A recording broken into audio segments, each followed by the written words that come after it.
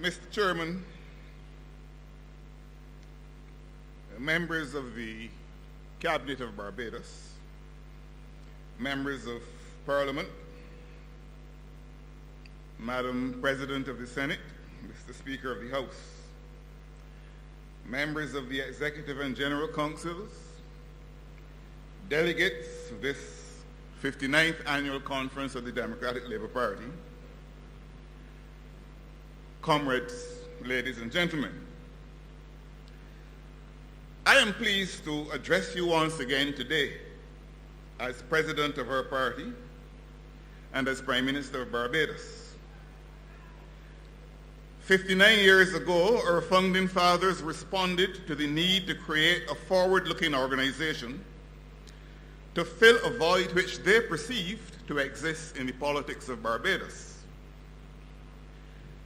The verdict of thousands of Barbadians since that momentous year of 1955 has without doubt both justified their decision and endorsed their farsightedness. We meet today, therefore, proud of what we have achieved and confident about what we can continue to do to guarantee this country a secure future. Now, since we last met in conference, death has stilled two of our most important voices. I speak of Cyril Valentine Walker and Walter Basil Forbes. Cyril served the party at the parliamentary level from 1986 to 1994, first as parliamentary secretary in the Ministry of Education, and then as Minister of Education, and later as Minister of Health. In all of these capacities, and in others, he gave selflessly of his devouring energy and unstintingly of his unquestioned commitment. We are the poorer for his absence. This year's conference differs too from any that we can remember over the last 40 years. It must be the first in 4 decades from which Comrade Basil Forbes is absent, the first at which he has not been supervising our internal elections. Were he still with us, it could confidently be expected that he would later today be making a kind of magisterial appearance to formally announce the results of our elections, to highlight some of the procedural blunders which branches should not repeat, and to upbraid officers for not getting critical information to him on time. True to his standards, Basil's funeral service was one of the best organized I have attended in recent times, and reflected throughout the very high standards upon which he has always insisted. During the past year as well, we lost several comrades. I speak of Vivian Collymore, Clement Blenman, Orson Cummins, Merle Savory, Carmen Griffith, Bina Clark, Laurie Gaskin, Betty Allen, Wilton Bell, Morris Broom, the centenarian mother of Norma Frank, and the octogenarian father of the returning General Secretary George Pilgrim. We thank God for their lives and pray that light perpetual will shine upon them. Please stand for a moment's silence in tribute to those who have gone before us.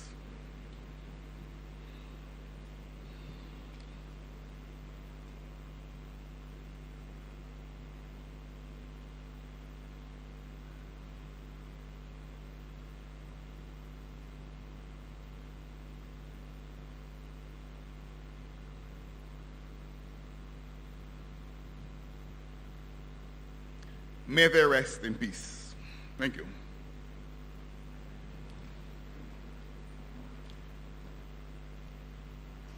The year through which we have just passed continued to bristle with challenges which have tested the spiritual and intellectual reserves of the party and of the government.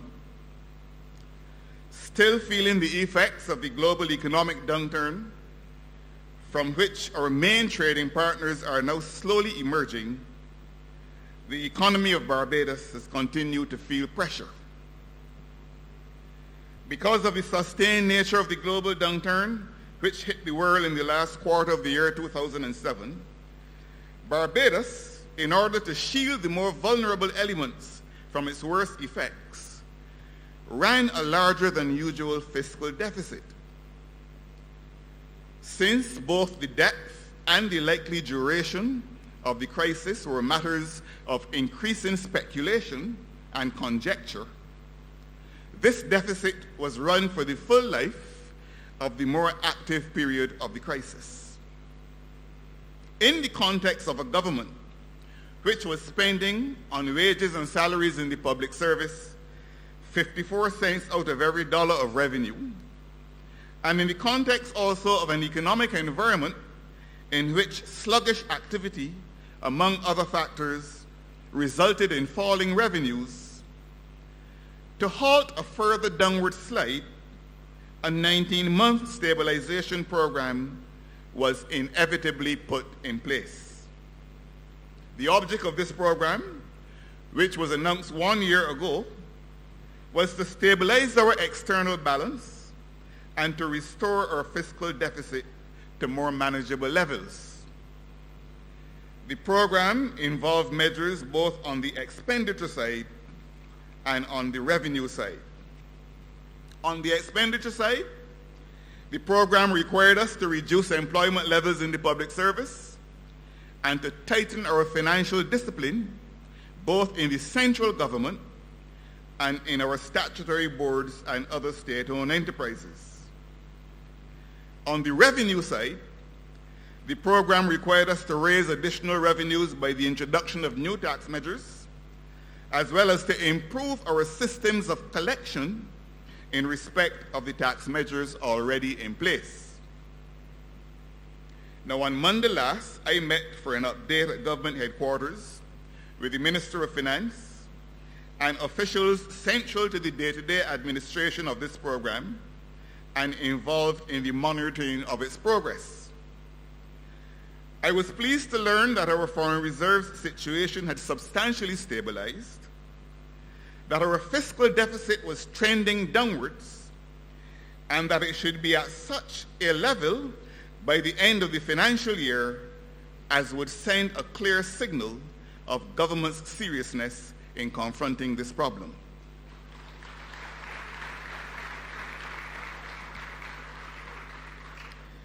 I take the simple position that the program has to be given a chance to work. We did not reach where we are overnight, and we're not going to get away from where we are overnight.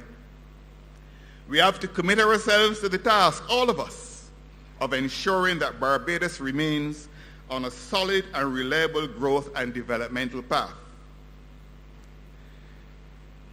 Naturally, many of the measures upon which the government embarked as part of its recovery program were not popular with some segments of the society. That is understandable because as a country, we've become accustomed to the state providing a constellation of benefits and privileges which require no payment at all or no significant direct payment from the public at large.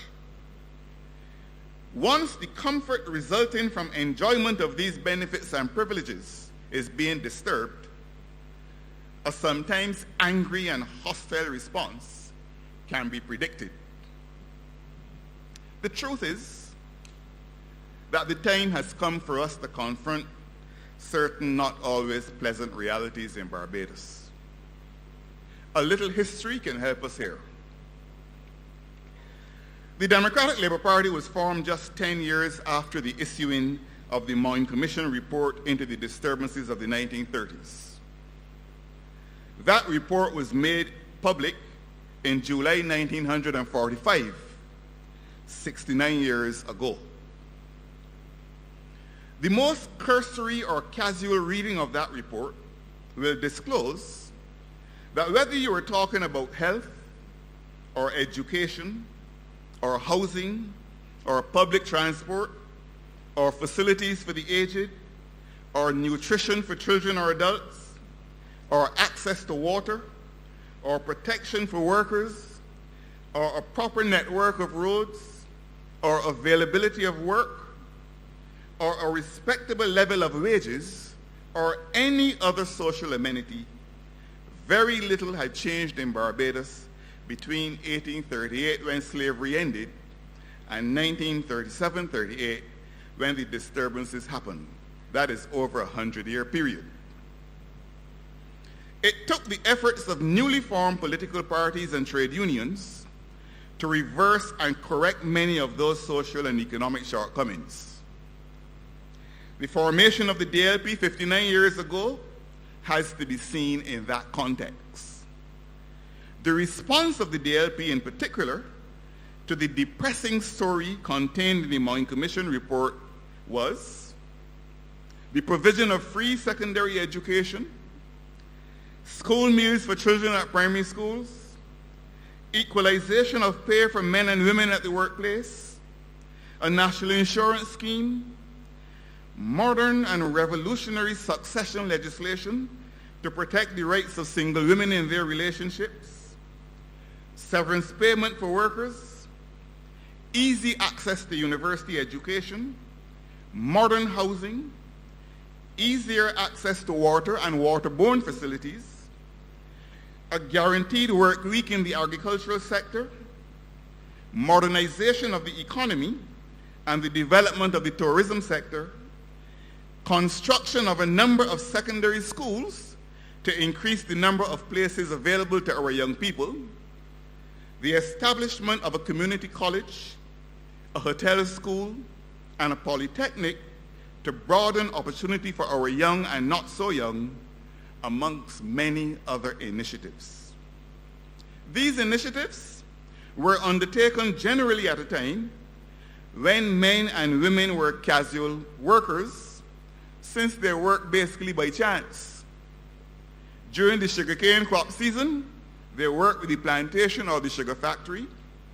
Out of crop, they either worked farms at the plantation for very modest wages, worked occasionally as artisans or maids, or did not work at all. It is for people in this precarious situation and for their children that the state in Barbados assumed full responsibility in those dark days. Now, in the concluding sentences of his 1971 budget speech, Prime Minister Errol Barrow said in part as follows: